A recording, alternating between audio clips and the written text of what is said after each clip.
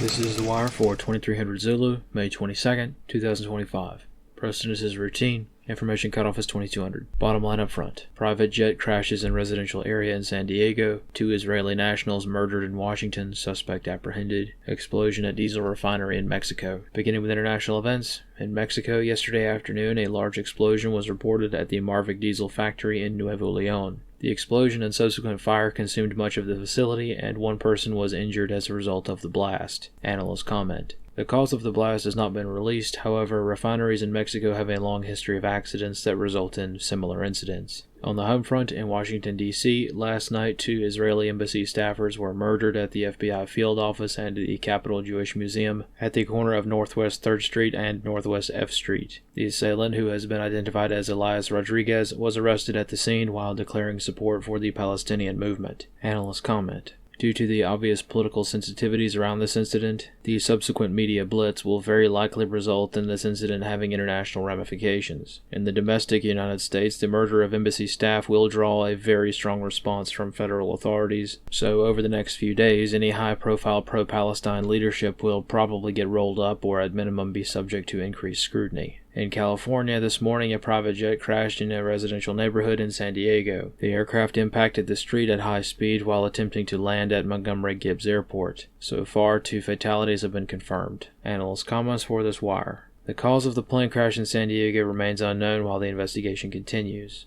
However, at the time of the crash, weather conditions were poor in the form of heavy fog. ADS-B flight tracking data indicates that the aircraft was behaving erratically before the crash. Additionally, a search of local notice to airmen or NOTAM postings for this airport indicate that a navigational aid was out of service as of a few weeks ago. This may or may not be related to the incident, but this will be important context to consider as the investigation continues. This concludes The Wire for 2300 Zulu, May 22nd, 2025.